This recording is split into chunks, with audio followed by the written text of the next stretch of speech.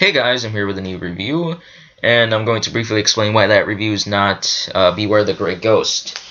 I'm having some technical difficulties, I'm sorry guys, I know I'm constantly delaying those animated series reviews, but there's a problem. I switched to a new computer, and the new computer won't let me take screenshots of the DVD.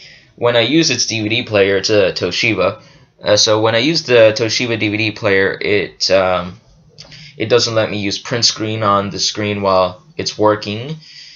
For example, on my older computer, that's how I did it before, how I got the screenshots. I used print screen, then I pasted it onto Paint, and then I saved it, and then, edited it all together.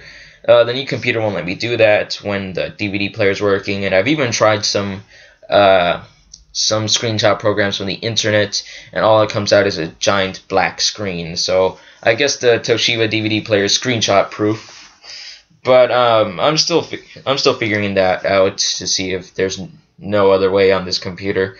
If worst comes to worst, I'll just go back to my older computer and do it and get the screenshots like I did before.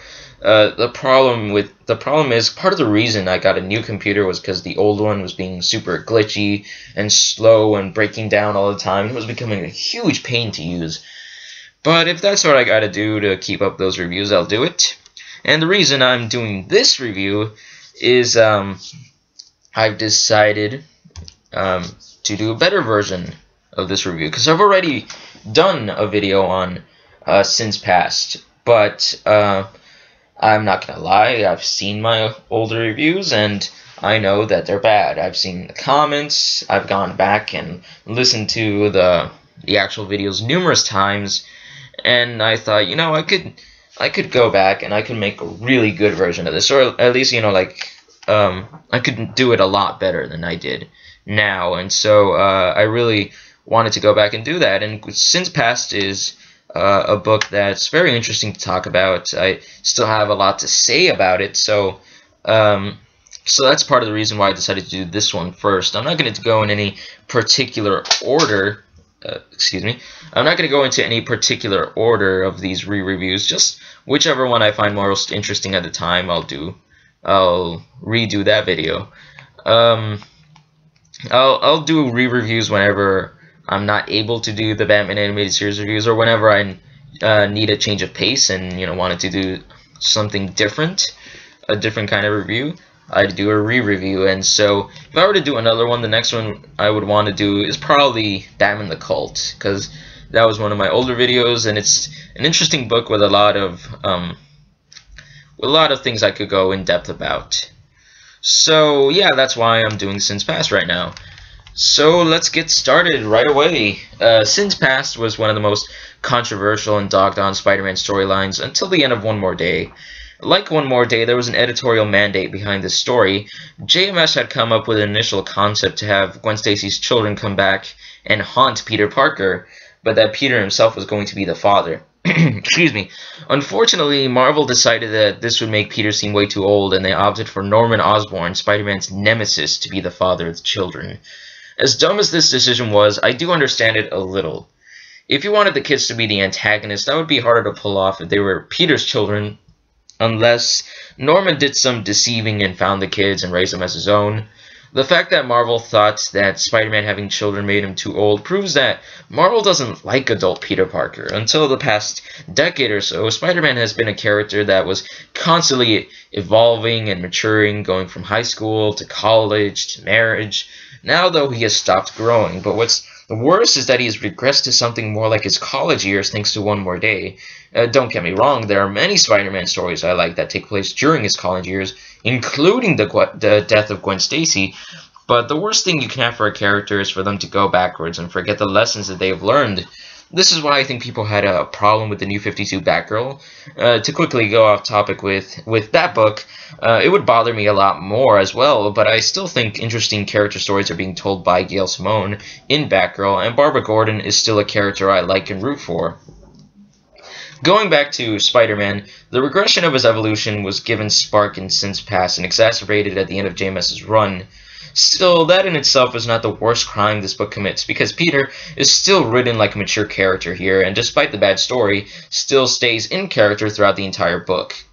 I fully believe that Peter would act this way if all the things in this book happened. The problem is I don't think what happened in this book should have happened. Getting into some synopsis, the story centers around Peter and his family being attacked by two strangers who are revealed to be the children of Gwen Stacy and Norman Osborn. There had to be a contrivance for the kids to be adults, and this makes the story come off to me as not the right time in Peter's life to tell. While the story acknowledges that it's only been a few years since the death of Gwen Stacy, it's been decades in terms of publishing history, and the story relies too much on that feeling to suspend the audience's disbelief on the children of Gwen being around as old as Peter himself. The contrivance they use is that Norman's blood has the Goblin Serum in it, and so it brings with it an advanced healing factor. So this causes the kids to age very rapidly every year. I don't know, it seems to me that in every other Marvel comic, a healing factor prolongs the lifespan, like for Wolverine and the Hulk. Regardless, their motivation for wanting to destroy both Peter Parker and Spider-Man doesn't make complete sense. Norman raises them in his evil ways, but he lies to them, saying that their mother, who the kids know it's Gwen, was murdered by Spider-Man. I've neglected to mention that their names are Gabriel and Sarah. Anyway, they both went through the effort of researching everything about Peter Parker, who they at first think is their real father because that's what Norman told them. Wouldn't they ever bother to look up anything on their mother? I'm pretty sure that if they looked back at some old articles of the Daily Bugle, they'd see that Gwen was murdered by the Green Goblin and not Spider-Man. You might argue that the people in New York are killed all the time by supervillains, but that doesn't make much sense either. After all, J. Jonah Jameson actually knew Gwen, and so I'm sure he would have printed something. Also, there was another Green Goblin story that came out a few years earlier in the Spectacular Spider-Man book called Death in the Family, where there was news footage of the death of Gwen Stacy. So, getting back to point, if Gabriel and Sarah found out that Peter is Spider-Man, they should have been able to find out that Gwen was killed by the Green Goblin and that Norman lied to them. Speaking of Gabriel, I didn't like him at all here. Sure, I get it, we're not supposed to like him, but I almost don't even sympathize with him. He just comes off like a psycho that won't listen to reason, which is something that I suppose he got from his father, but then it's convenient that Sarah turns out sane like her mother, and even happens to look almost exactly like her.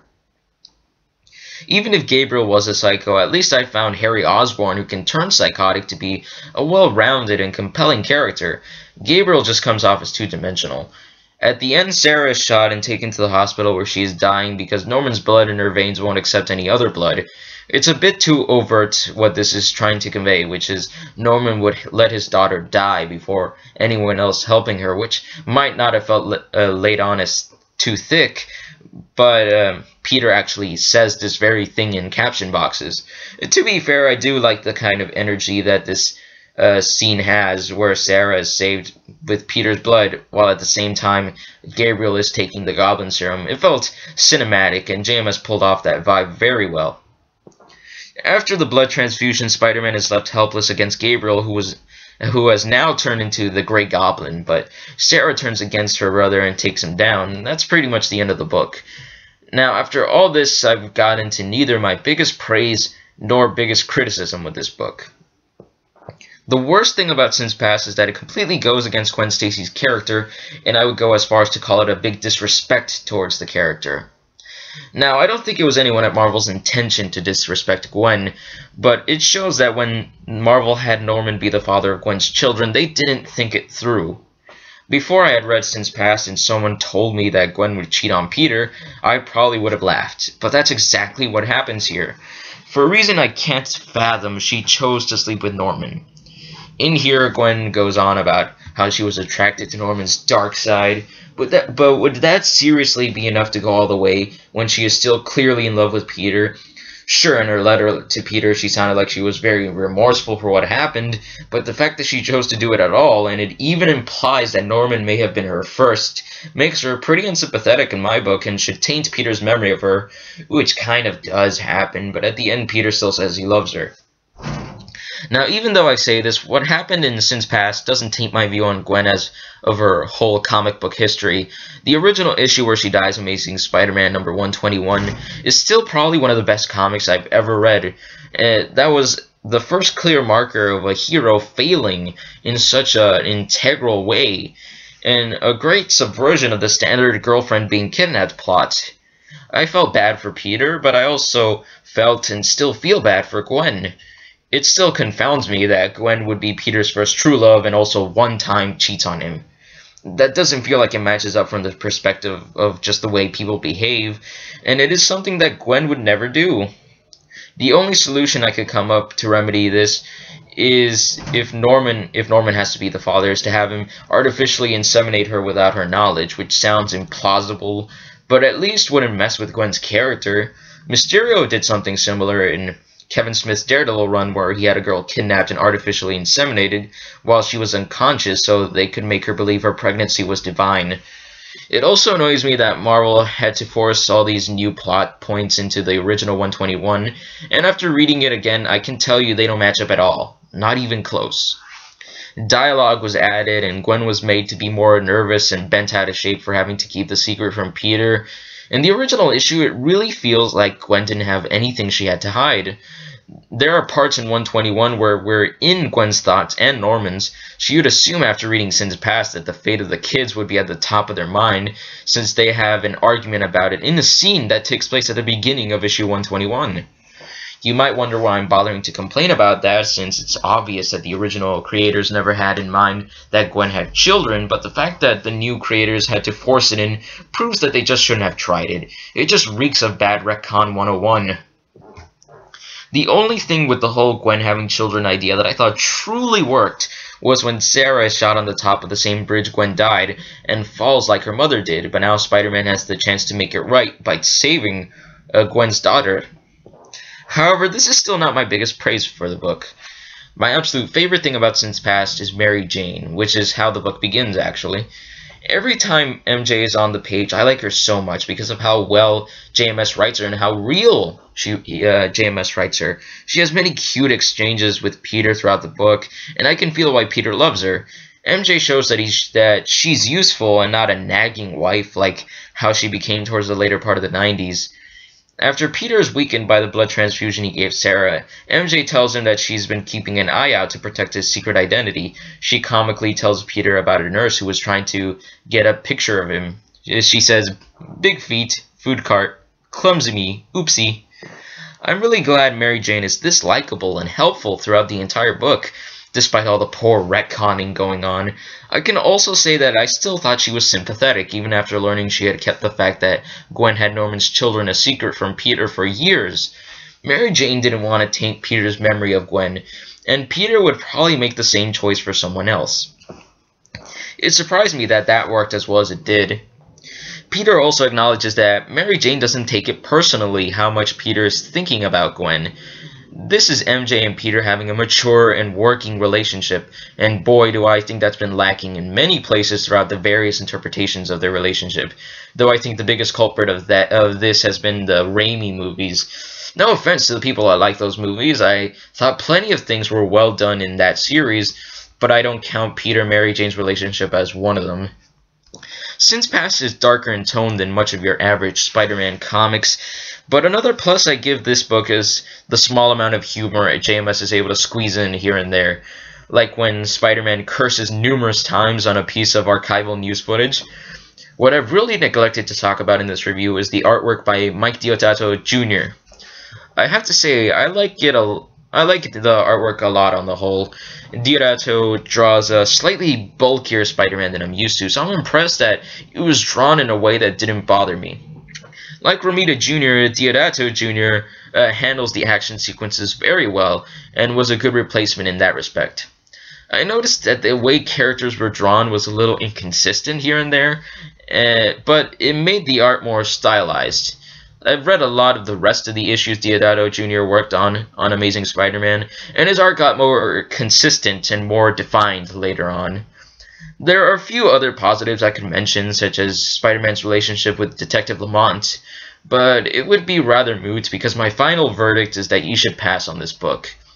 I can't deny that this book had some interesting concepts and good characterizations, but that doesn't change how poorly handled Gwen's character was and the plot holes along with Gabriel's motivations. From what I've read, JMS, after all was said and done, wanted to take the Stacy twins out of continuity at the end of his run, and Marvel wouldn't even let him do that. As it stands, we know Gabriel is still around after one more day because of the American Sun storyline during the Dark Reign period. I want to stress that Sins Past has some elements in it that are genuinely good, and it's clear that JMS wrote it to the best of his ability and didn't phone it in. The fact that the story is bad no matter how hard he tried to write it is a waste of his writing talents, to be honest. Still, while I'm saying that this is best skipped, I strongly recommend the first two Ultimate Collections of JMS's run, which are an absolute blast to read. So yeah, that's pretty much all I've got to say on Sins Past. It's pretty skippable, besides a few strong characterizations here and there. And it's kind of interesting how this whole like kind of dark period of Spider-Man started. Not dark as in dark in tone, but just like the regression in Spider-Man's continuity. It's kind of depressing, but nothing can take away how much I enjoy Spider-Man, not even one more day. So I hope you've enjoyed listening to this, and I'll catch you next time, hopefully with that review of Beware the Grey Ghost. See you around.